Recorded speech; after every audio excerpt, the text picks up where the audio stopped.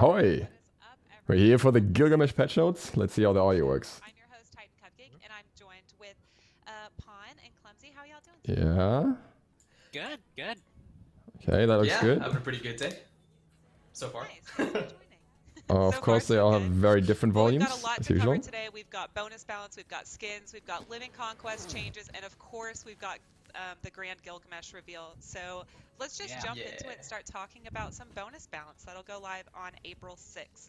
Alright, we're going in quick. So some of the first bonus balance that we have coming up will be a nerf to Janus, specifically his threshold.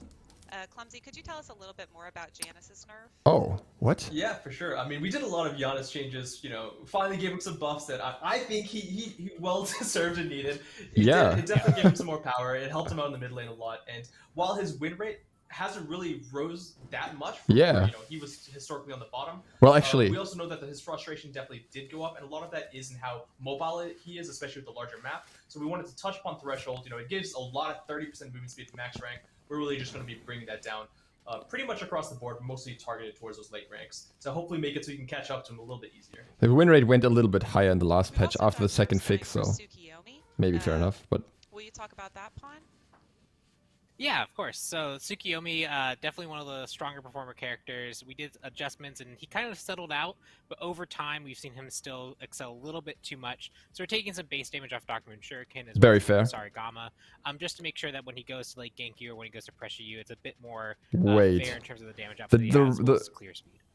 It's a bit of a weird nerf. Wait, I'm going to move my camera. Because the flat nerf as well, it's not just... We've also got nerfs coming for Guan Yu, which is another one that I'm excited about. I would have not nerfed the early ranks of it. Yeah, I think the early ranks are fine. We have the, not only for Guan Yu, but also for the next character. We that have might hit him hard. Increases. Mainly, Guan Yu is a character that has been really rising in the rank scene. The buff damage to Talu Assault was definitely something that helped him out a ton, but something that we also think that him having is good for him as a character. So rather than removing that component, we want to just address some other areas of his kit where I think this is a good changes. Can be reduced further through gameplay. We're just going to increase those so they're happening less frequently. You have more opportunities to catch up to Guan Yu, or to slow down his healing output just a hair. And that leads into the Aphrodite nerf as well. Yeah, I mean, Aphrodite, even though we did a lot of... Oh, nice. That is a good nerf. Recently, sorry about my cats, by the way. They're wilding a bit. You know, she hasn't moved down the charts as much as you think. In fact, really not at all. So we think increasing the cooldown on Lovebirds from 12 to 14 seconds, it's going to make that health swing she gets when she's hitting an enemy and healing her allies, you know, be a little bit more impactful and more noticeable, especially when you get to late game. All right, neat. Not much to say. Good. One good for nerf. Apollo and his Serenade specifically, and I believe it's going to be a reverb. Will you tell us more about that, Clumsy? Yeah. So for Apollo, okay. We decreased the physical protections. We gave him, you know, a little bit more survivability. We gave him a lot of buffs actually from the last season, and he's been pretty resilient to the recent nerfs we've been giving him as well. He's definitely shot up to be one of the top hunters right now, and we think hitting a Serenade, hitting something that, you know, he can utilize really well, especially late game when he just needs a few more autos to get off, is going to be pretty impactful towards the late game, which is where we want to address, since we've already brought up his early game to a fair degree. This is a good nerf. Great. But I still making my Apollo rant. On the list, Pawn, could you tell us more about the Nemesis nerf? It's going to happen. Specifically. Yep, so we're just increasing the shield health, which also will impact the healing that she gets from the shield when she uses, uses it to reflect damage. The big thing here is Nemesis was one of the last assassins on the list to really be performing really well, but not see too much of a nerf.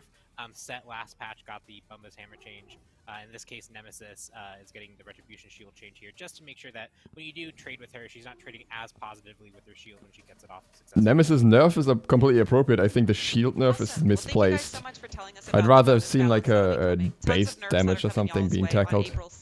Yep. But with that, we also have a lot I think the shield is such a nice, unique reflect mechanic. The of Tyranny event is going to be. But Iris just hates reflects, I guess. The first skin that we'll talk about is Prince of Lightning Zeus. It's still better than no nerf, I guess. Oh, sweet. Oh, wow. Oh, it's Anubis. Anubis 2.0. No. He looks amazing, though. Like, it's like the human Anubis skin. I'm excited to see all of the effects and everything in game 2. We've also got the voice lines ready, so let's give it a listen.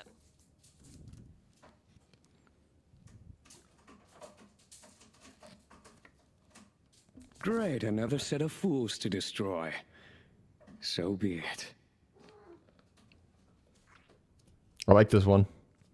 It's cool, but that outfit's so great. it's also nothing unique I love or it. something, you know. It's just it's cool. All my DCs just having the face off. Yeah, overall I like the nerfs. I think. Which one will come out on I think the top? Guan We've nerf also is good. The got Afro Rude nerf is Machine good. and Ganesha hitting The other nerfs are at battleground as least well all through the talented okay. tier in the event. Let's take a look at that one. Tsukuyumi is questionable, I would say, Oh, because I think the love base him. damage So neat. on rank 1 didn't need nerfs. Yeah, this is in the, I love in all the those line with glowing the effects. Apollo skin. I love the skin. Wasn't this like? Oh I yeah. feel like this was in a competition. All right, let's give the voice pack a listen.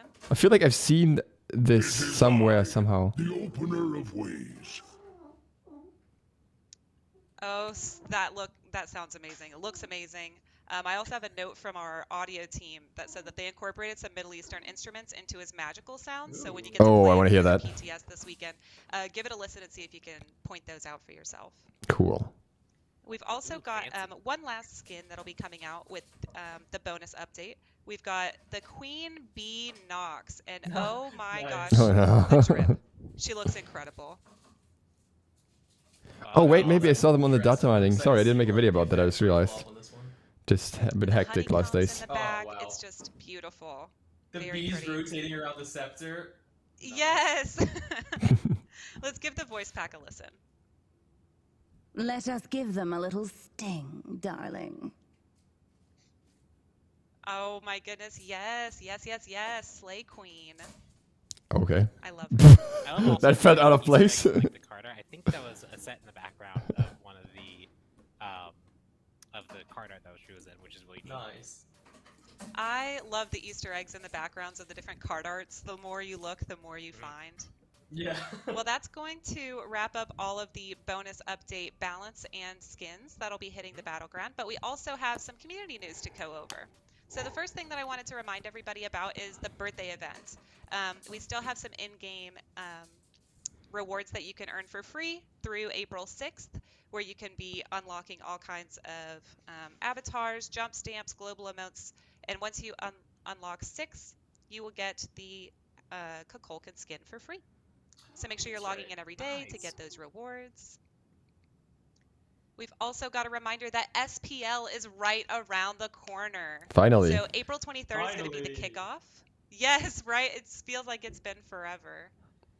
But don't forget so that you can long. also grab the in-game cosmetics, and all of those proceeds will go directly to the players, so you can support them in-game and out of game. And then the last thing that I wanted to cover with y'all for community news is we have a new Prime Gaming skin available for y'all to claim for free. It is Infinite Seer Opwash. Oh my god, I love that skin. So make sure you claim that one. I don't love Prime, but I all love of that those skin. Infinite skins. They're so pretty and their effects are gorgeous. So if you don't have this one already, again, it's free through Prime Gaming, so pick that up. Are we ready to get into the balance that will be going live with the King of Uruk update? Yeah, we got a lot to go over. All right, first things The hesitation. First, the first three things are kind of all looped together, and I'll hand this off to Pawn. So we've got nerfs coming for Bumba's Hammer, Death's Toll, and Death's Embrace. Oh. So what is the change so that's these- happening? Oh yeah, okay.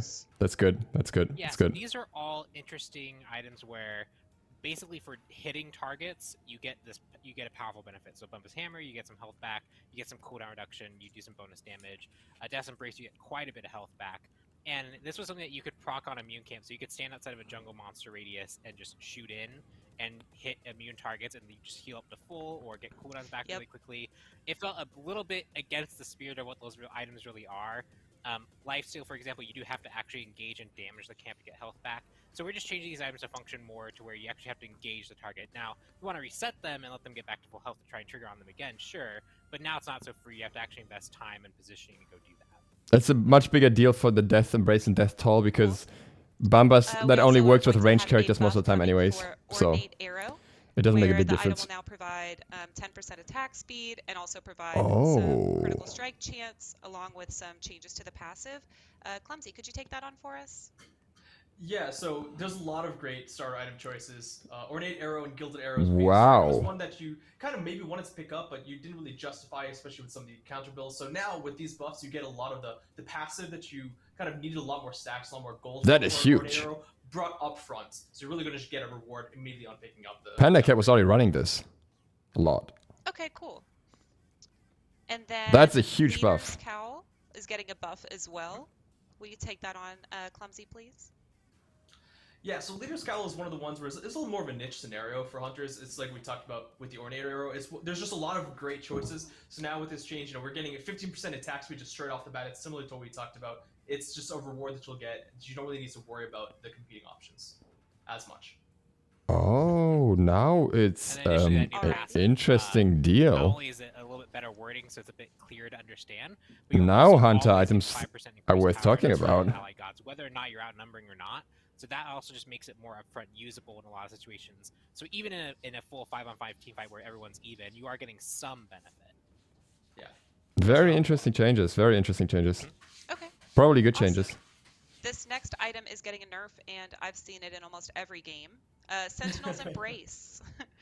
Pawn, why are we expected? Giving that a nerf? I mean, you kind of pointed out it's in every single game. It's really not only super effective, but it was also very restrictive in what you could go into for supports. Even if you might find the Compassion Tier 1 starter a bit better, it upgraded to Compassion and not Sentinel's Embrace, and so you're kind of like, I'm just going to go Sentinel's Embrace. So largely what we're doing here is making it spread out a bit more, so it's harder to just single out a teammate to give a whole bunch of protections to, and we're also reducing the aura. We are making up for some of it on the base stats to make sure that when you pick it up as a support, you still feel good about the defenses you're getting, but you're not going to be giving as much. This is better. This is a buff. More into line with the other, this is literally a buff. Gotcha. So make sure you get those the value nerfs may suck, but the unit buff, the range buff is huge if you actually intend to apply this to multiple teammates in a fight, because the radius that you have to be close to them is much smaller, which is way more important. The passive aura range is going to be like much bigger, much wider. You can be further away. Along with the HP 5. It's actually better. A bit more insight on that buff. Yeah, so we still think that even with the nerfs of Sentinel's Embrace, it's still going to be pretty good, and that's why we're also buffing up some of its alternates, items, Compassion. That is a huge buff, though. So it's also interesting. Being a little bit limiting, so we're giving that a big chunk of extra range, and you're also getting a lot more defenses, so that when you are taking the extra damage, you're going to be mitigating a lot more of it too. Oh, you mitigate almost everything already. It doesn't make a difference because they can't stack pen on it, I think. So it's already pretty good. Give us a little bit more details about that, Pawn. Yeah, so Sundering Axe was very good for warriors, but it also had a secondary use case, which was that a lot of mages in particular were often skipping the starter and then rushing Sundering Axe at the very end, getting this basically extra 10% enemy current health damage up front on all their burst. It's interesting, we think that's a cool idea, but we don't want that to be the dominant go-to strategy of skipping a starter to rush towards this. So we're going to make you work a little bit harder for it if you want to do it. Look at this boy. It's being scratchy and hectic. It scales off partially your protections from items. So warriors, you're largely not going to notice a change. If you're building kind of this bruiser tanky warrior, it's going to be as effective or maybe even a little bit more effective for you. But if you're a mage and you're splashing it in at the very end to your full power build, it's not going to be quite as effective as it was before. I think that's a reasonable change. Gotcha. I think that's a very reasonable change. Things a little bit. They've got some time. I wonder if you can somehow significantly increase your damage with a high protection build, because it's still true damage. It's still a steal, which is very interesting.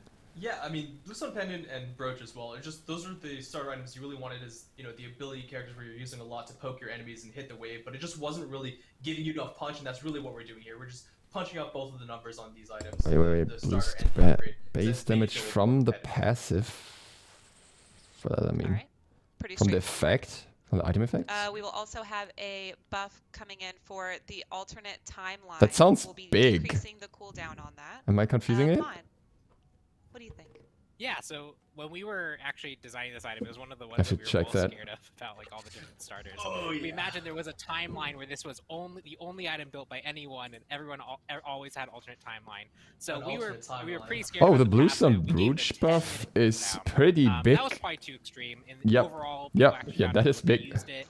often they needed their teammates really It's a there to lot. support them because they were just Even those revived base. otherwise. What? There are That's so counterspells much. and people can react to it. So we feel safer giving this effect more often just to see how it plays in upcoming patches. And See, this is an interesting buff. I've had some time to experiment with all the starters. And makes this item more interesting. But I'm stuck on that bluestone brooch. What on earth? In terms of items is actually just a fix for Staff of Mirrodin, where we fixed an issue where the item was not triggering at the same time. I'm so confused. Ability fired, as the other Bluestone brooch already got a buff. And 200 HP buff. Inconsistency. Yeah, the big example that people probably would think of is Hera and Aset. So those ultimates would wait until... So if you Staff of Merlin? Set? Castle's abilities, Set? Staff of Merlin? Hello? If you How? Staff of Mirrodin, What? you had to wait till Argus died. What? Or Devs, what are you doing? Protection exploded before you actually Oh, got it. So there's E-set. inconsistency with those two effects. They now match pretty well. Oh. Because that generally... No, okay, it already happened. I already got confused with E-set and set. Okay, cool. Yeah, that makes sense. It's good that they're fixing now that we out. get into the That's the same way now, but... Are we ready? Nerfs for Tiamat, man. Nerfs for Tiamat. Who wants to take that on? It's a lot. Oh, definitely I'll go for it. So. But she was fine, guys. She was fine. Waiting for what we're gonna do here. We went a whole patch without any shifts to Tiamat at all, and we really just want to get more data. She's now in ranked as well. There's a lot of different sentiments from the community as well as from pro players and content creators. But in general, there's two main pain points, and I think it's very obvious for most people, and it's some things that we wanted to really assess and honestly kind of release on the stronger side before we toned it back. And that's one, the mitigation she gets in her ground stance. Now she's still going to be able to get a cap. So she goes from a base of 30% to a cap of 60%, but it's going to be relying on the magical power from items that she gets. So you can't just be a tanky bruiser solo lane with 0 magical power and still be That's really frustrated. kind of You're lame. going to have to invest into some of that itemization. It forces you into a magical build so hard. Again, we really wanted to make sure that they released to a point, because it's such a niche ability and such a niche application and use case, that they were noticeable. So that we didn't need to buff them to the points where they were oppressive. We can now start with a little bit strong and then nerf them to the point where they feel fair. So there's so many different knobs we can tweak, and we chose that minions can now kill them more easily, and they also just deal less damage. The serpent nerf is great. From Tiamat as well. On the other side of things, it's a little bit of a shift because But she got two appropriate nerfs. they take away the A lot of tank people said Tiamat out of option the three entirely. Ultimate buffs, ultimates in general, one of them kind of needed a buff to be a little bit more alluring, and that's the Storm.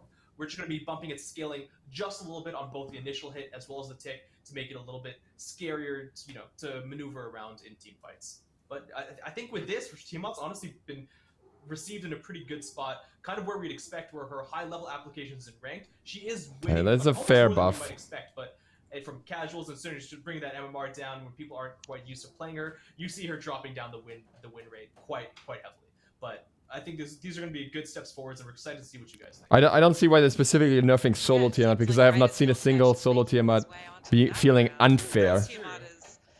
Like, she can feel strong, but not unfair compared to split push Tiamat. Yeah, Tiamat back off a little bit, yeah, absolutely. Well, cool. Thank you so much for giving us the rundown on that. I'm excited to see how Tiamat feels different. I mean, I guess the good thing is that it scales into late game now. You have to get to late game to get the full mitigations. But you have to get 600 power first, which is not easy. But that encourages the split push builds as well, so I don't know. That has generally been considered very good for a while, but he's kind of started to fall off as we've hit him with quite a few nerfs. And so we wanted to bring back some of his strength, and we wanted to do that in a way that wasn't just damage. So Shield Bash getting a decreased cooldown will help him control the fight more often and help him clear and trade with opponents more often. Why Fatal Strike, this one is a interesting one where if he successfully executes a target, he takes more damage from opponents as kind of he's showing his Achilles heel. But that was really punishing often. If you actually trigger this a few times, it removed your ability to continue the fight super heavily. It should feel like a punishment, but it shouldn't be too punishing. And so Fatal Strike is actually getting that decrease, which means that he'll be tankier than he was before after he successfully executes a target. Overall, just feeling the warrior role more successfully. As far as I was recalling, as far as I recall, he was really underperforming before this patch, so that's fair. It's like on second lowest win rate of warriors or lowest win rate even. So yeah, I can see why they did that. All right, cool. That is actually what the tooltip is. It has Achilles as heel as the tooltip for that debuff. So cute. We also got a buff coming for Bacchus with his Chug and Belch of the Gods. Clumsy, could you give us a little bit of context on that? Spicy. Yeah, Bacchus is one of those gods where, you see him do decently well in, Joust as well as maybe even in Arena, but in Conquest it's been hard to kind of bring him in, and not every god needs to be viable, but we've done a lot of efforts to try and make Chug not just feel like, an ability that's that a you big just throw buff. in, before you go into fights, or just you'd struggle to throw it, right? That was the problem with it. So That is a make big this feel buff. a little bit easier to use. Decrease the mana cost. It doesn't need to be something that makes you go on Bacchus, as well as reducing its cooldown, so you really feel like you don't feel a time where you kind of don't want to use it, right? It's an easy choice to make, as well as increasing the damage of Belch of the Gods. I think we can all agree that Belch of the Gods, especially when you're trying to help your wave clear and your Yeah, the level 1 wave really clear is what I'm not that thinking. strong. So we think It's gonna be a bumping big up by just a little bit per difference. tick will add up. How many ticks is that? That's a lot of ticks, I'm pretty sure, so it's a lot of damage. So 5 Also, damage our per big snake tick boy, Jormungandr, is on ready to rank go. 1, Yes, resulting can you tell us in... about that, Clumsy? Yeah, Jormungandr, he was really successful in the solo lane when he came out, and we definitely hit him with a lot of nerfs back to back, mostly focusing on that attack damage, and there was a lot of interactions with that we had to kind of shore up in the end. Well, now we've been looking for a few. I think it's buffs. 120 We're damage adding now. A little bit to the support as I well think. as the solo lane. The next step we want to have a look at is consuming Bellow. In fact, a lot of people may not remember, but if you consume multiple pools of Venomous Haze, you actually get an empowered attack speed buff from consuming Bellow. So now we're going to elongate that buff a little bit. It's going to be a little bit more easy to use, giving him that attack speed buff that he kind of was lacking with the nerfs, as well as reducing the cooldown on Submerge again. It's something that we did once, and it's an ability that really helps set up the rest of his kit. So hopefully this will help out more towards his late game. Interesting. Very interesting Nice. that Excited to see that in action. Submerge cooldown especially. Merlin is next up. We'll He's see even getting more a Yom buff support, I as well. suppose. Pon, can you tell us Not about in Dragonfire high levels, of changes course. that are happening? Yeah, so Dragonfire is the deployable where you have to make sure that they're actually standing in this area to get an effect, and to actually get all 6 stacks. The payoff was not only difficult to get, but it was also not fully worth it. So this change is really to make sure that when you apply, it's a lot easier to get those protection shreds active on a target. They more quickly ramp up, and they ramp up to a more appropriate amount. Wait, why? Double scale over the course of the game. This is important to note too that this is also protection reduction on gods specifically. Correct? Very good point. Yeah, absolutely. Which means that this isn't, we're not he's already a very good objective controller. This is not a buff to his objective secure in any way. This is really more to help make sure that if he is able to trap enemy gods in his Dragonfire, he can shred them appropriately as a worthwhile reward for the effort that he had to do to get there. I don't see why that was necessary. I thought the entire point of it only applying a few stacks is that it is not supposed to shred that much. Get the buff she deserves. Merlin does not need a Her buff. Spirit Arrow is going to have a decreased cooldown. Who would like to take that one? Especially since they recently buffed the other part of Fire Stance already. It's worth using now. We've done a lot Van of talked pretty about this. impactful buffs to Neath. I mean, the backflip feels so much more I made the tier responsive list. than it did. Yes, it Pon was does. a great help on that one, I know, for sure. But her cooldowns for, an ability hunter are a little bit on the longer side. We think just decreasing the cooldown on Spirit Arrow, something that she uses across the board, although, maybe her level 1 because rank 1's not going to be changing, it'll be a really big quality of life change for her, as well as, of course, a buff across the board. I can't wait. It's going to be fantastic. We also have a buff coming for Oleron, increasing his base power, but also unexpected. playing with Touch of Fate. Didn't expect a Neath buff. Pon, will you give us a little bit about that? Yeah, Oleron is a character that his ultimate is obviously very powerful, but we've seen him go back and forth between being considered very viable to kind of struggling to really find a place in the meta, and he's right now on the kind of more the side of struggling to find his place.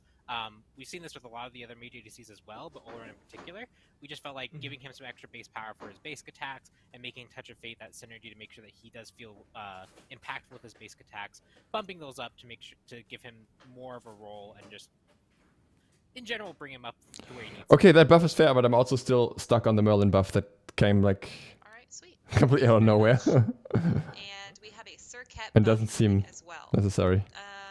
Pon, will you give us a little bit of details about this one? We're having a few things going on with Circuit, it seems.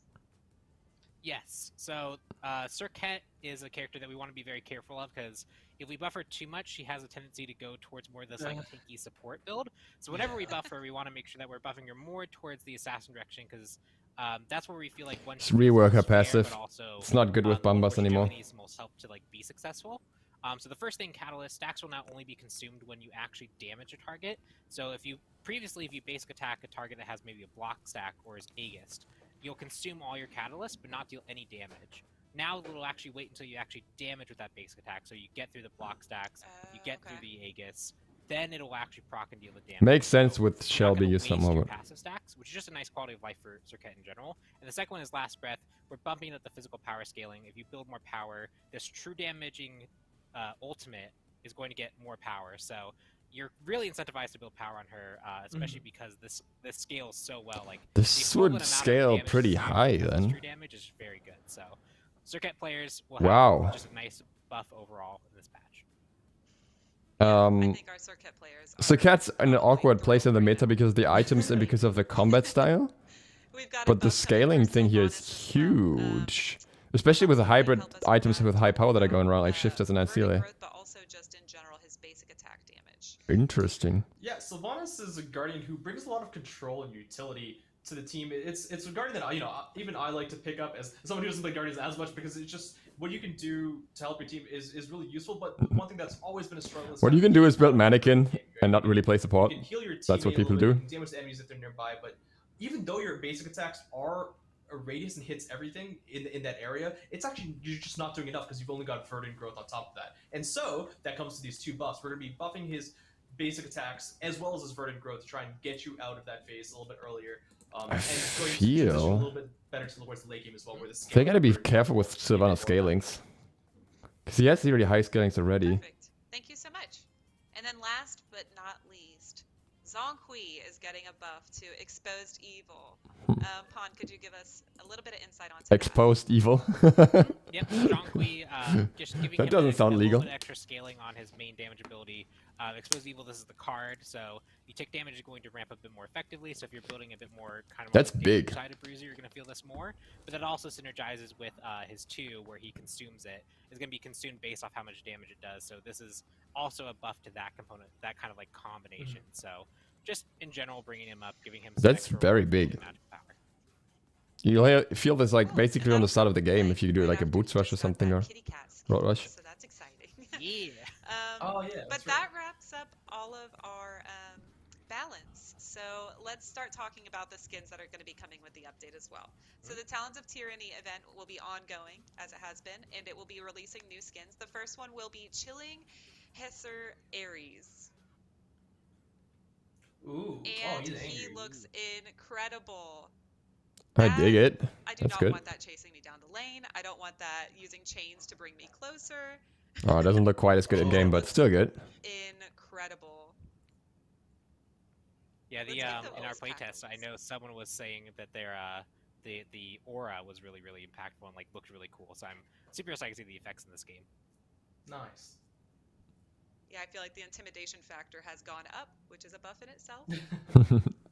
But let's give the voice pack a listen. Oh, that's gonna be good. I awaken from my rest one last time. Oh my god. That is incredible. Decent. I love it. That voice is perfect for him.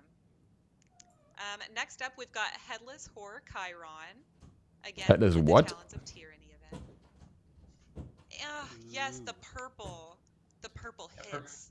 Purple's one of my favorite colors, He's so a I'm really skeleton. excited for this. Really going with the He is creepy. I see where the theme is going this patch. Yeah,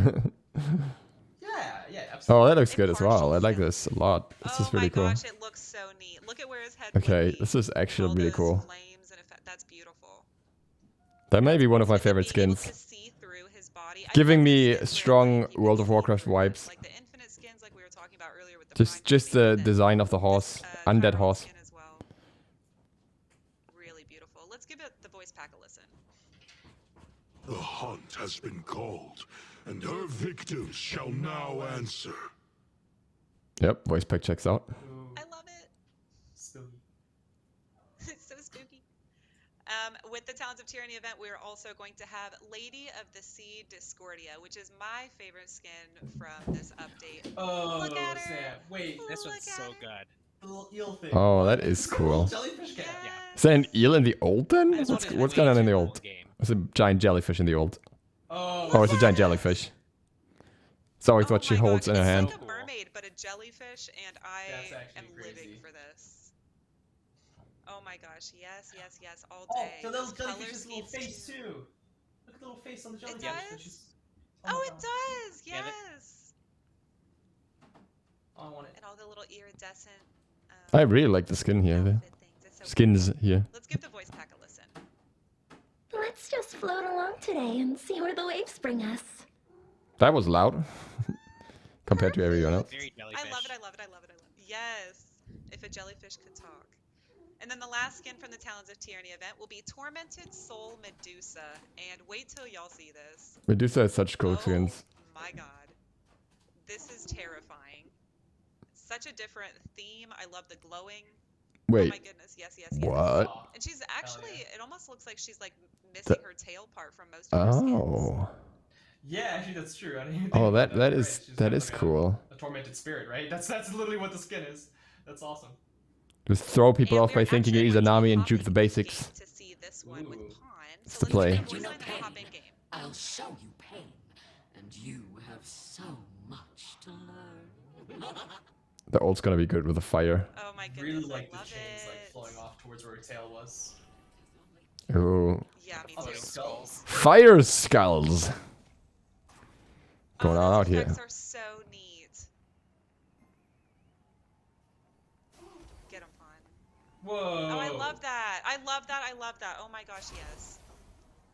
Oh, that's sick. We're just here for the ult. Don't pretend anyone cares about the other ability animations. Or like lava that's coming off as her spray. That is so pretty. Nice. Nice. Okay, this is pretty dope. Awesome.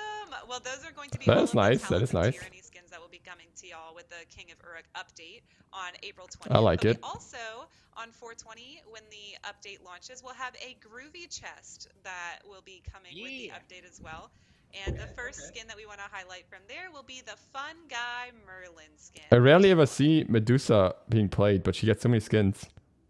Yes. Oh, what? Yes. I see what you did. Yes, all. Okay, team. Oh, what? The mushrooms on his shoulders, So even. yes, this will be part of the groovy chest. Which will launch Oh, I hope the effects match that. He looks amazing. I'm obsessed. The voice lines are gonna be good as well. I'm gonna Like- check this one out. I want the vest. I want the vest. I want the hat. I can't wait to see what his Let's get effects the- are. This stream is gonna Yeah, I haven't seen this skin is This gonna my first time, so get you I'm banned curious. if you stream it. His face looks super friendly. Illegal skin.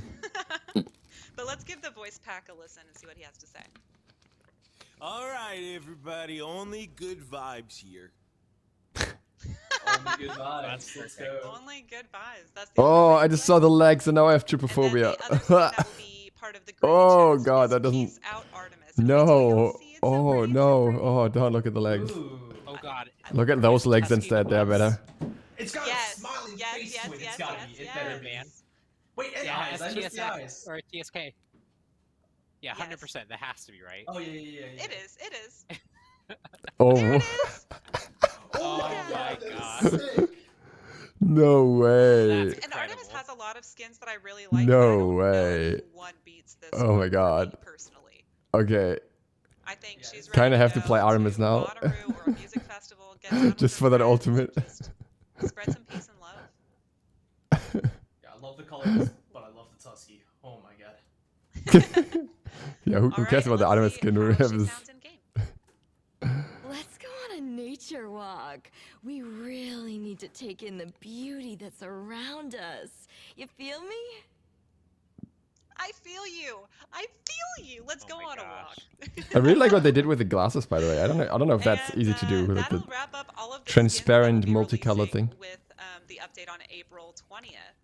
And the last thing that we need to go over before we start I wish they getting showed into, the Living abilities in game Conquest for those changes guys. and Gilgamesh is a couple of quality of life updates. The first thing that I want to talk to y'all about is adjustments to the login screen. Pawn, could you give us some little notes about that? Yeah.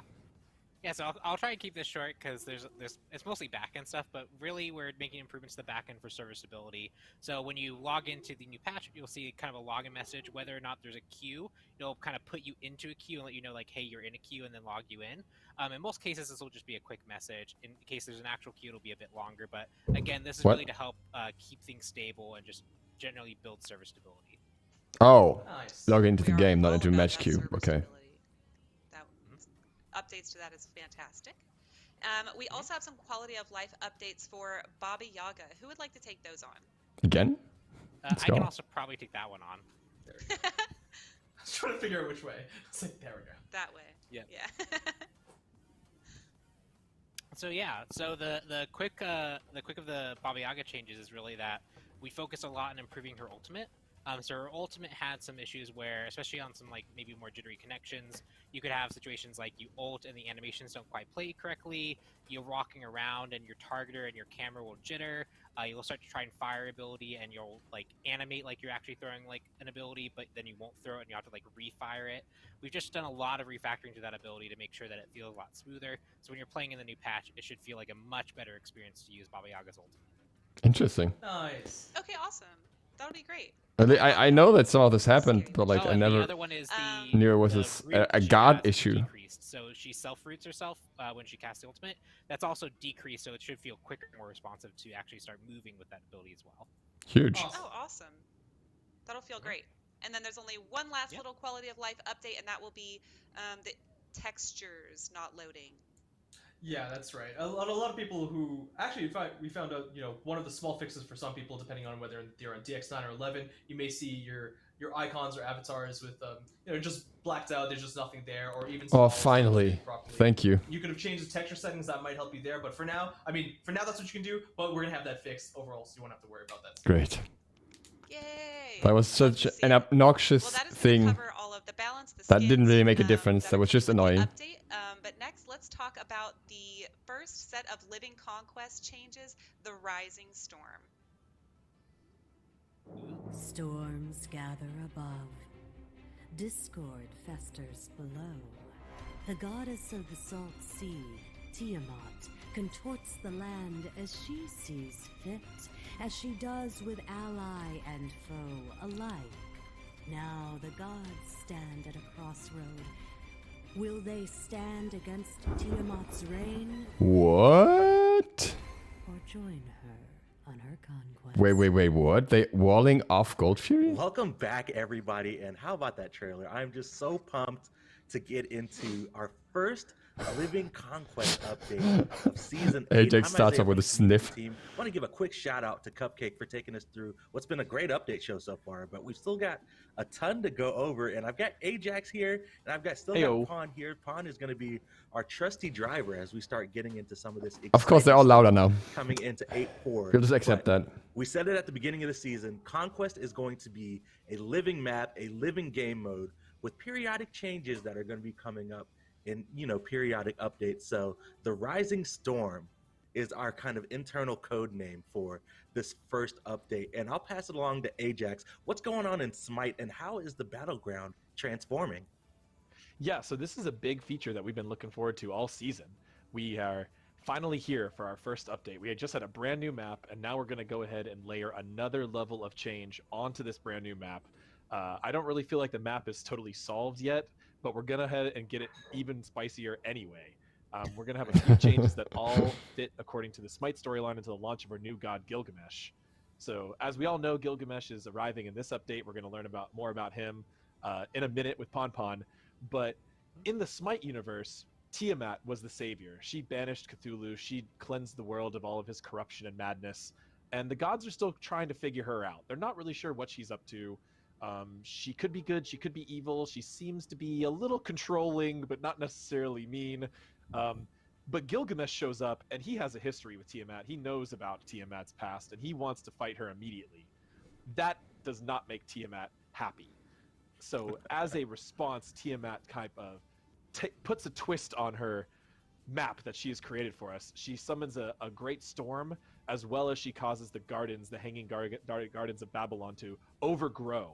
And what that's going to do is create two major changes to the map in 8.4. We're going to see A completely new skybox and lighting changed to a dark and stormy skybox and a darker lighting treatment. Oh no. This might remind some people of the older Season 2 map that was very kind of dark and stormy. Not a We've fan. been really excited to try out something like this. So that's just a really big visual change. As soon as you load into the map, you will notice the difference. And then additionally, we have a brand new game mechanic called the Vine Walls, which are breakable walls that spawn in the jungle to block your path, and you will have to break through them to go through normal jungle paths. I know. We're actually ready to go in game. We want to definitely show it off because lots of kind of balance implications, especially towards the mid lane here. I already hate the new skybox. Causing, and as you can see, we've got around the harpy camps on the left and right sides of mid lane. Those walls are cool. In the patch notes, we've got a high-res version of the mini map that you'll be able to see exactly where these walls are. But AJ, talk to me about these walls and where they are and how they are being destroyed here. So we were playing up on the mechanic of the base gates and what we call dynamic geometry, which is, blocking volumes that prevent players from moving, but that can also be affected by players.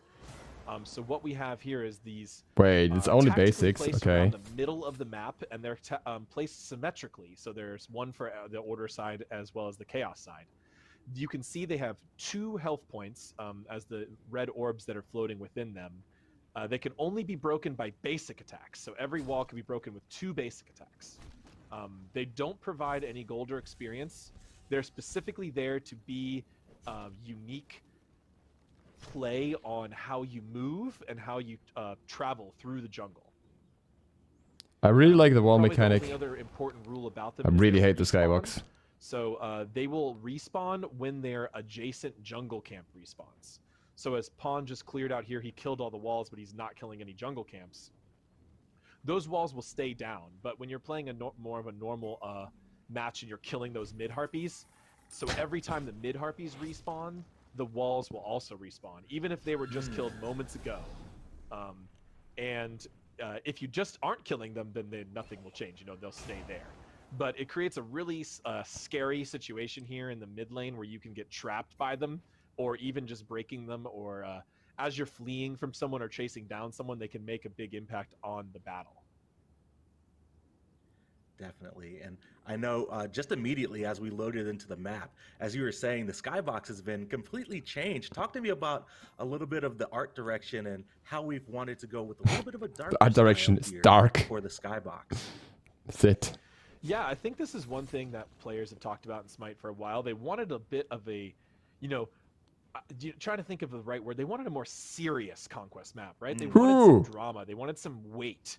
They wanted things to be looking like they're in danger. Who wanted this? We wanted Tiamat's What is wrong with you? To have a kind of a positive spin on it. It's a cleansing of this, evil creature Cthulhu, and it had a very sunset lighting, as we called it, which is kind of, very, the golden hour, as they say, the best time to take photographs, when you look the best, when people look the best.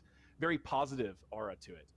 But now as the war between the gods, or kind of the friction between Tiamat and Gilgamesh and the rest of the gods is escalating. Can I take a screenshot of that? Lighting. We've also made some environment changes here to the mid lane. You can see there's some damage to the mid lane, kind of to represent the fight between Tiamat and Gilgamesh. And Tiamat has also ignited these torches on the Babylonian that looks cool. I like that. Let the gods know that she means business.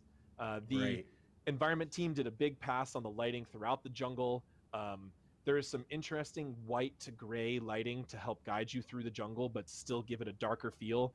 The order base itself is kind of in a, as if there was a break in the clouds and just a bit of sun shining through, all of that shining onto the order base, but the rest of the map is plunged into darkness. And the darker map is also really interesting because it helps the Smite gods and abilities really stand out, I think. Oftentimes players actually have a harder time seeing in Smite when things are too bright, and when maps are too white, yellow, gold, that can be a little bit more tiring on players, or actually more difficult to see. I think the C8.1 Conquest map was the perfect middle ground for that, but we've made that mistake previously on older maps.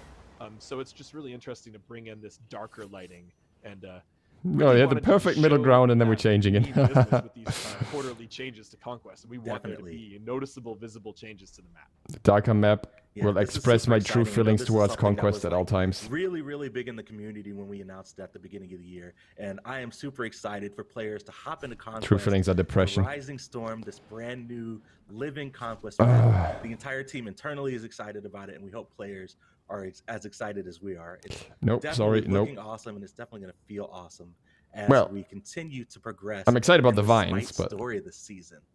The stage is set for Conquest, but we also want to touch on another game mode that we announced at the beginning of the year. Before we start talking about Gilgamesh, we've got some Slash updates, and I'll pass it over to you, Ajax, on this one. Yeah, a lot of people have been asking questions about this, so we prepared this kind of statement to talk more about Slash and just be more specific about our goals for the mode. First thing is that the mode is not planned to launch until much later in the year. Q4, so end of the year. I saw a lot of people out there saying that any update now, it's going to be ready. It's like it's still very early. Also wanted to just, and I'm going to be more careful here with my notes because there's some very specific wording here. We really want Slash to feel like the rework that Siege mains and Clash mains both want, but in one map.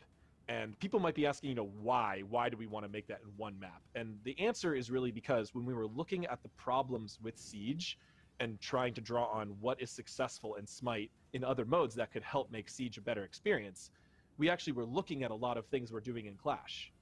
And when we were looking at what are the problems with Clash and what are other things that work well in SMITE, we were seeing actually some lessons from Siege. And so we were just realizing more and more that these modes had a lot of overlap between them. They both occupy a very similar gameplay space in SMITE, which is something that has a high amount of combat, but lower amount of strategy and farming, like Conquest. So you want something in between Arena and Conquest. And this is not to say that Slash or Siege or Clash are ways to prepare for Conquest. That generally does not work, and we don't think that's a good idea. But they are that's what they originally tried with casual game modes like Arena, Clash. but giving you more objectives and more things to play around. So that conclusion kind of led us towards working them together into one map. So we're going to be trying to take the best parts of both maps and bring them together into one mode. We're going to continue naming the map Slash. That's just was an internal code name, but it's just caught on. People just like it. And we even went forward with it with our SMITE World Championships branding video. So it's going to be Slash. It's going to feature a Maya base as well as an Egyptian base, so you're going to get both art sets. There's still going to be a huge amount of updated brand new sort of Maya jungle, that's what both of them. And the mode is going to be 5v5, which I know most people are asking about. Really, 5v5 modes, we've seen just a lot more success in SMITE. Okay. A lot more is balanced around it. People can bring in full parties at 5v5. There's just a lot of advantages. That might be a mistake.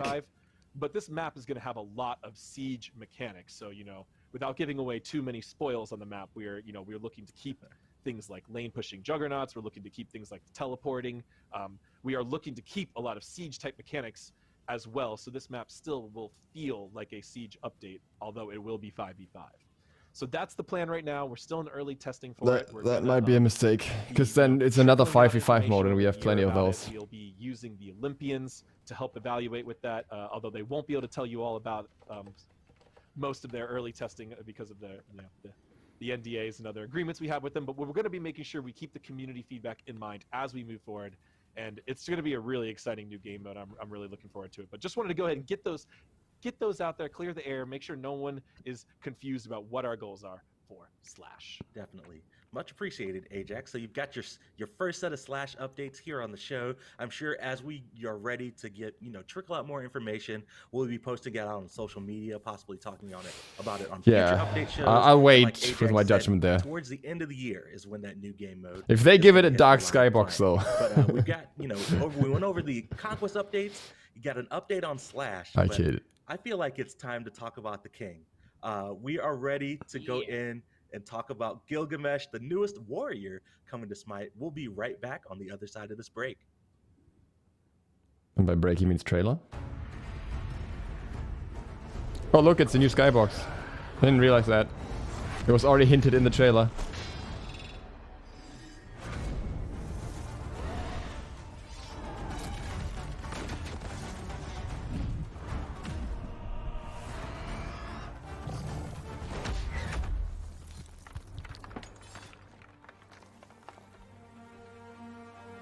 feel like I've seen this trailer too many times at this point. Spent the last days watching this trailer.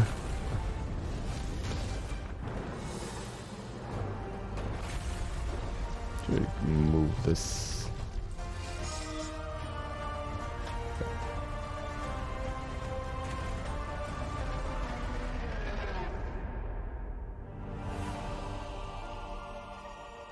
I like how they put the SMITE theme in there though. Welcome back, everyone. The stage is set, quite literally. The storm is over the Conquest map now. Gilgamesh has arrived to battle Tiamat in this fated event in 8.4 that is coming up, the Rising Storm. And we are ready to talk about Gilgamesh, King of Uruk. So as we get ready to go in game and as production starts pulling up the card art and the turnarounds here, Han, I'll go to you first. Who is Gilgamesh and kind of where is he fitting in SMITE? Yeah, so Gilgamesh, I mean, many people have probably read his epic, his story, but he's a king, he's a leader, and he's also an adventurer. He is, starts off as this very kind of self-righteous guy who's only invested in himself, and through encounters with his basically wrestling partner, Enkidu, his friend, he learns humility, and through his adventuring, he starts to become friends and learn more about what it means to be a ruler. And upon Enkidu's death, he actually learns that mortality is a thing that he actually has to be a little worried about, and it humbles him. And he starts off from this kind of self-righteous king to this very fine and powerful ruler who cares for his people. And so we're kind of in the middle of that journey with him in the story of SMITE.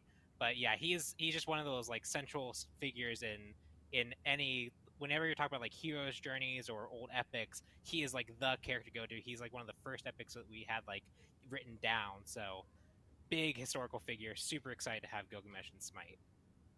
Definitely. And he isn't the first king to join the battleground. Ajax, talk to me a little bit about how we approached the theme and the visuals for Gilgamesh compared to, some of the other kings that we've introduced in SMITE.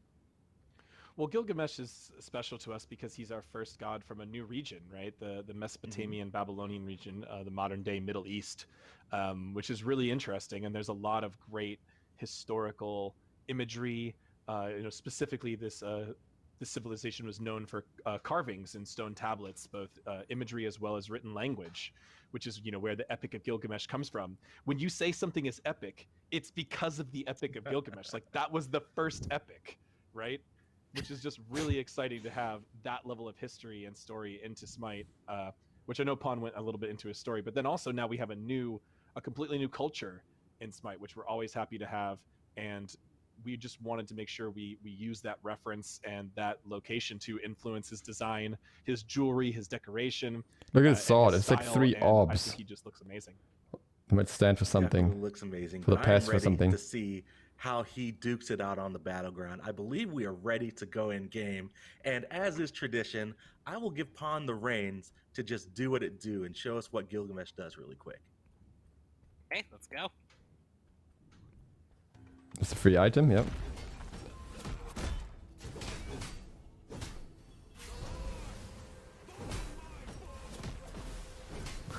Oh my goodness, this is so dope.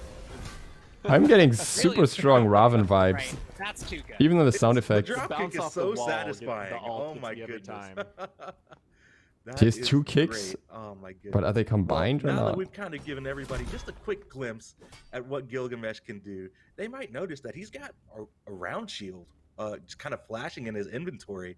Let's talk about the passive Epic of Gilgamesh, Pon. How did he get that round shield? Yeah, so that's the Epic of Gilgamesh. You're going to actually adventure as Gilgamesh. You're going to have different things you have to do around the map. So the big thing here is at level 5, you'll get your first quest. These quests can be completed at any time throughout the game, but they have different requirements. The first quest is visit location on the map. So you can see when I spawned here, it was here. This is mostly just because we're in like testing and I'm level 20 and I'm switch classing all the time. But what it'll do is when you hit level 5, it'll pick a location on the enemy side of the map that is close to kind of where you were when you hit level 5. So if you're in solo lane, it's going to be kind of around the enemy speed buff or the enemy harpies. If you're in dual lane as a support, it's going to be more around like the purple area. But it's going to encourage you to go actually adventure into the enemy side of the base to find a location. If you successfully get there and walk over that beacon that was on the ground, you get a tier 1 item. So that's the reward for any of the quests. And at level 10, you get a second quest, which is the first one was to adventure. The second quest is to conquer. You have to defeat half the enemy team rounded up in a single team fight. So if a big team fight erupts and 3 of the enemy team members die, whether you got the kill or assist, Good. You will actually complete that quest and you'll get another reward for that, which is another random tier 1 item. Whoa. So you can definitely What? If you're willing to risk and try and like create these situations where you can get the quest done, you can get quite a big reward for it. That is so much RNG. Definitely, this is super dope and something that we haven't done in Smite before. Pon, talk to me. What if I have a full inventory whenever I complete a quest? What happens? So the general rough value of a starter item is around 450 to 500 gold if you were just like sell it. So maybe you get an item, you're like, I'd rather finish my tier 3 than use this. You'd sell it for about 500. That's what we're going to give you if you have a full inventory. So that's the alternate reward if we can't put an item in your inventory. Awesome. Sounds great. All my MMO fans out there should get this really easy. Get the quest, complete the quest, get the loot, for sure. Gilgamesh getting some immediate value. I don't think you need to play MMOs to understand that. From these quests that are involved with this passive. And kind of the lore of Gilgamesh is he's got all these artifacts, so the passive definitely plays off of that. He's collecting the artifacts across the battleground, but he's also got his sun-forged scimitar as one of the artifacts that he's bringing along with him, his iconic weapon. Talk to me about Ability 1. Yeah, so Gilgamesh, when he adventures, he finds all these artifacts throughout the story. And so this is an artifact that we've kind of imagined from the weaponry of the time, where he has this weapon that's forged in the sun. And as such, it ignites with the heat of the sun. So you can see here, you have these smoldering embers on the sword towards the bottom. Oh, they actually come. One, they're going to ignite and erupt into fire. And you can see his whole weapon is now basically this giant torch. Enemies who are caught in this ignition take damage and are slowed. And Gilgamesh now deals damage to targets, some extra bonus damage for hitting targets, equal to his maximum health. So right now I believe it's equal to about 3 Animosity. maximum health. So the Animosity. more health you build, the more effective this actually becomes. And you can see here that as I keep attacking this Odin, Animosity. the buff is still on me. It's staying on me.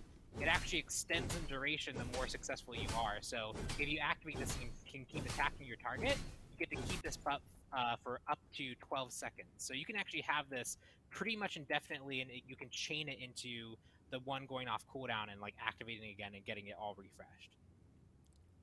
That's sick. And I know since we're talking about basic attacks, I'm not sure if Pon or AJ, I believe we've got some new tech that we added in for these basic attacks to help out. Yeah, so you can see as I'm moving around. Yeah. Go ahead, So Pon. the basic attacks, a lot of our basic attacks have these like kind of forward animations, but to make sure that the characters can move in 8 directions and run, we sometimes have to do these 8-way splits essentially. And we lose a lot of that forward momentum, but the art team did a really good job here where they've done new tech here to keep some of that forward animation as you're doing these 8-way movements. So you'll notice this as you're playing, these attackers feel super smooth. He just leans forward. And that's due to the art being able to convey that forward momentum while still allowing full 8-way control. And it's just really fun to play with. There's a lot of back-end tech art, very complex changes, and it's a subtle impact that you might feel, or if you're someone who's really interested in animations, you might notice it more than others. But I think Willish has we're something really similar happy because with she how it's stabs improved forward our gods, when she attacks. animations, and we're going to be using it on future gods. So we're just really proud of our team for that. Even if maybe the lesser eye wouldn't spot it. The lesser eye, Yeah, but, the yeah, inferior these eye. definitely look satisfying, but I have a feeling that Gilgamesh has an ability that's going to feel even more satisfying to land. Let's talk about Dropkick.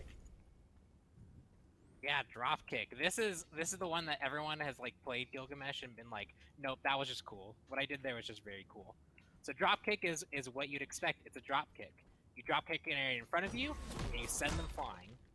If they collide with a god or a wall, they'll stun. So you can see here. Oh, let me send cooldown back on. This is gonna go so wrong. It's gonna go so Enter and Pay level wrong. They both get stunned. For So many duration, people you mess can it try up. and actually use this to hit multiple targets. Oh, and that stun is multiple targets. sick. Or you can just send them flying back to your team. You can send them into a wall to follow up with your one. I mean, I guess it's easier because you can get close to the enemy and get behind them and kick them to your team. That if I just don't hold W, it has built-in forward momentum. So not only does this just make the weight of the ability feel really high, but like it lets you follow up. So here, I actually am in better position now to follow up off that stun than I would be otherwise. So it just helps. Oh, that's neat. Yeah, I definitely when you were showing us the kit earlier, this drop kick was definitely my favorite, and I love how we've just incorporated it into everything that we're doing. The trailer has a sick drop kick. I am so ready to hit people with it on the battleground. But let's move along to Heroes Advance, which is his 3 and going to be a movement ability for Gilgamesh. This is Ravenold. So Heroes Advance is the main movement ability for Gilgamesh. He targets a ground location, and you can see it's quite a big area. It actually hits this whole area as well.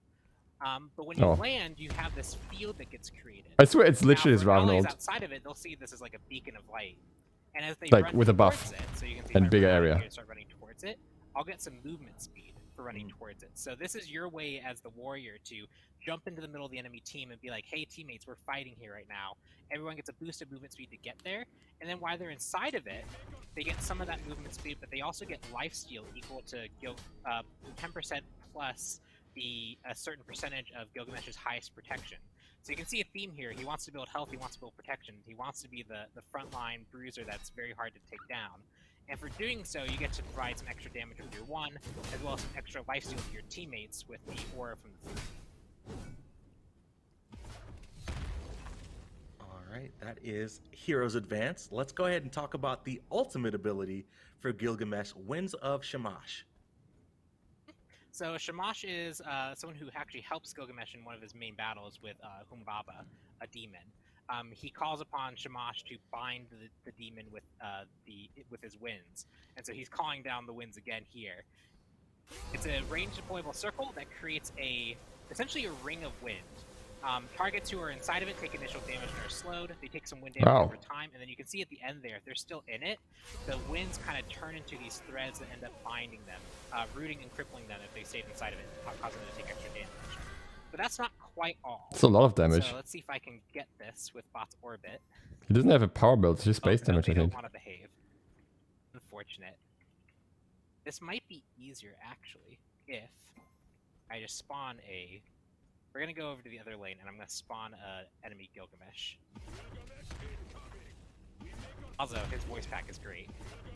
Yeah, I know. I like how we took these... They're getting so many Raven vibes, even from the voice pack. Kick and the way we did the kind of King of the Ring ultimate, and we even brought that into some of his animation. He has sort of a professional wrestler vibe you'll get from a few of his animations. I want to see the stats of the... kind of confidence and bravado as a king. I already have them here. But then he's he's very driven and very, intentional and wise at the same time, which is just, I think worked out really well. But here you can see this wind wall. The outer walls actually slow you incredibly heavily. This is a 70% slow at maximum rank. And if Gilgamesh attacks you while you're inside that area, so it's basically kind of like a ring, but it's a soft ring. It doesn't actually fully lock your movement. If Gilgamesh attacks you while you're inside that ring, the slow area of it, the ring will actually knock you back towards the center. Oh. And you can obviously combine this with your drop kick to send them back at you. So you get to bounce. This is really strong. So really strong single target escape denial, I suppose. And then use his attacks and damaging abilities to keep them inside that ring for as long as he can to make sure that they get bound by the winds of Shamash. Definitely.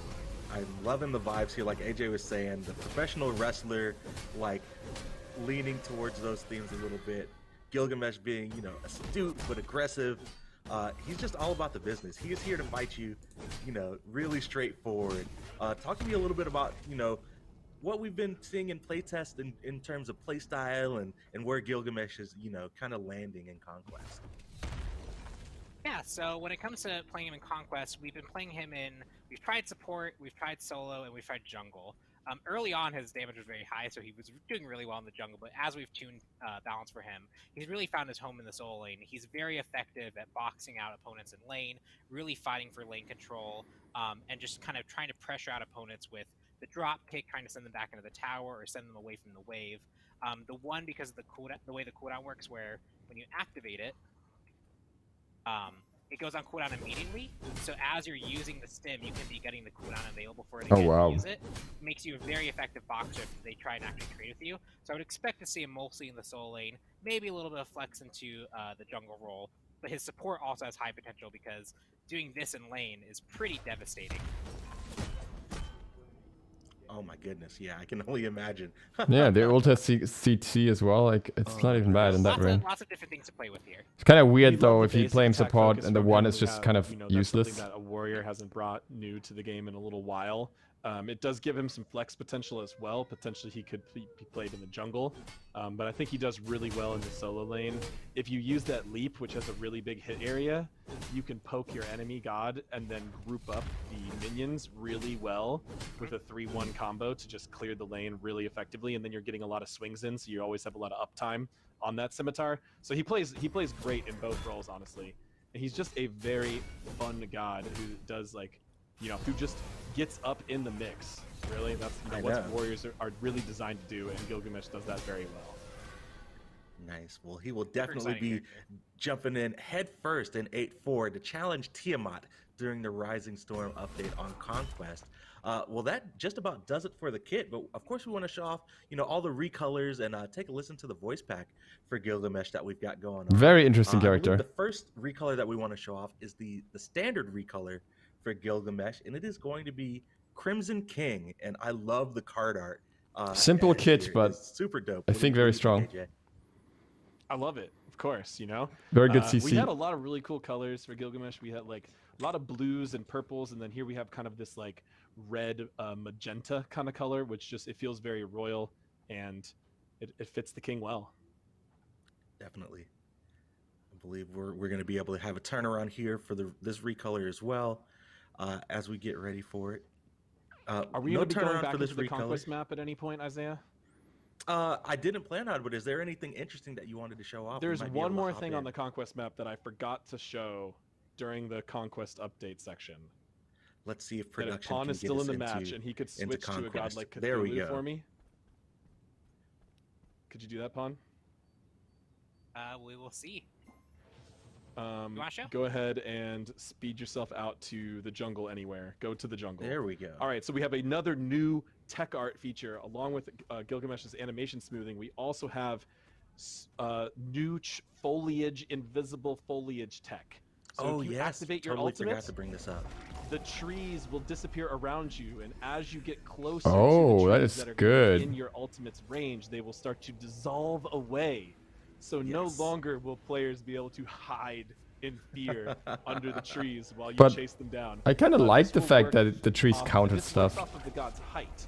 So any god that raises into a height above the trees, like, I felt it makes the aerial also a bit more balanced, like Thanatos. The higher they go, the larger it goes. So you can't really notice this as much with Thor because you can't move at the same time. But when you go up in the air as Thor, all of the trees within your targeting area will be invisible, and you'll be able to see the ground and be able to dunk down onto them. Gods like Thanatos and also could also appreciate it. We're going to also even continue looking to tweak the fine-tune this to maybe even affect gods at lower heights, like Cthulhu just walking around, right? But that's not currently in this update. In this update, it's only like the ultimate and above height.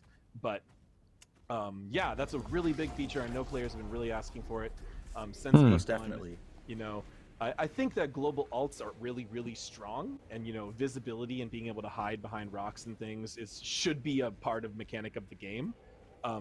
But the trees were maybe just pushing that into the frustration territory and not the balance territory. So we went ahead and I don't know, Apollo's doing pretty well. Big shout outs to our tech art team, you know, along with that Gilgamesh animation tech, they also came up with this one, and it's just beautiful. So I know. Definitely shout outs to the team, and just another I feel like it affects different gods at a different level. Yeah, that G is an example where I think she needs it. You know, visually and Apollo's an example where he doesn't need it. But I got word from production that we do have the Crimson King turnaround ready to show off, so we'll be able to see that super cool model here for the standard recolor. There we go. This is Crimson King Gilgamesh. Let's go ahead and take a listen to the voice pack before we start talking about the other recolors and the mastery skins. A fresh land ready for a strong adventurer. I wonder what I shall find here. That's dope. And Pawn, you hit the nail right on the head. That voice pack is sick. I love the tie into the passive and, you know, him adventuring around and finding these artifacts and relics and gaining some new items.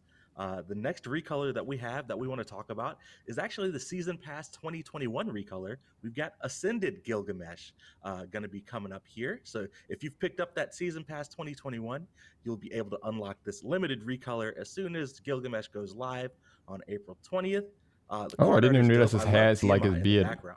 He's got a nice slash that he's hit here as well. And this is the turnaround. This is the more purple vibe, right, AJ?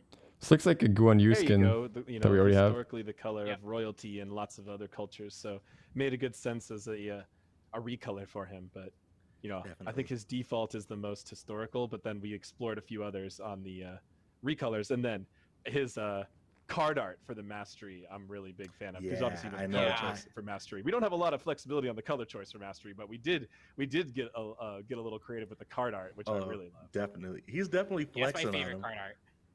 I know, right? Let's go ahead and take a look at the card art for the mastery skin. All Watch right, the throne, everybody. He is just here chilling. That is sick. Look, he looks like he wants to get out and adventure so bad. He's like, why did I have to come to this meeting? That's right? On Story of My Life. Zoom calls, Google Hangouts. I definitely feel you, Gilgamesh. It's awkward silence. Like, hey, maybe we shouldn't go fight Humbaba, and Gilgamesh is like, no, I want to fight. He's gonna go. Right? Yeah. He doesn't have much choice early on. So this is the golden, and then the legendary, the black and gold. My favorite. I gotta say it every update show. This one looks sick, and I believe we'll have the diamond here in just a second to look at. I'm loving it. Oh, I love the treatment on the weapon there for the diamond skin as well. All right, guys. Well, that is Gilgamesh. That is the King of Uruk. Any final words on Gilgamesh before we close out the show? I mean, it was super fun to work on this character. It's such a historical figure, being able to explore what he could do in Smite, making this kind of lean, straightforward warrior kit was super satisfying, and so I can't wait for you guys to play him on the PTS, which hopefully will be at some point soon. Yes, Friday. PTS on Friday. Friday. And new Conquest on Friday. New Conquest on Friday. No, I'm really excited for the Conquest. What? Yeah, I'm really excited for the Conquest updates. We did a new map, and we were like, what's a new thing we can do on top of a new map? And what if that new map kept feeling new they mean the whole year? On the PTS or what? We just did I'm not even sure. I'm confused. I mean, I don't want to have to talk over them because they're playing copyrighted music, I think, so that's a bit unfortunate. Of the changes, the ones we have planned for the rest of this year, I think are bigger each time. And have bigger gameplay impacts and more art changes and stuff like that. So I don't know. This one is pretty cool, but this one is just getting started. This one is just some pathing, some routing, some movement stuff. But we've got new objective ideas, we've got new mechanic ideas, we've got other artistic ideas. We've got some really cool stuff that we're working on. But that's just that's gonna be the whole year is gonna be like that. Just get ready for more cool stuff one after another all year long. I know. Lots of exciting stuff coming in Smite Season 8. Keep playing and keep joining us on these update shows as we break it all down for you. Thanks, everybody, for tuning in. PTS on Friday. We'll see everybody on the next one. All right. Oof, just got him out before me. With that, thank you guys very much for watching. We're going to have the patch notes review tomorrow. Again, I'm going to split this up into two. And... yeah, we'll have the full patch notes live. If you're not on the patch notes live right now, they'll be up in a bit. Thanks for watching. If you're new to the channel, feel free to sub button, maybe the bell. And other than that, I hope to see you for the next one soon. ZiSotto, out.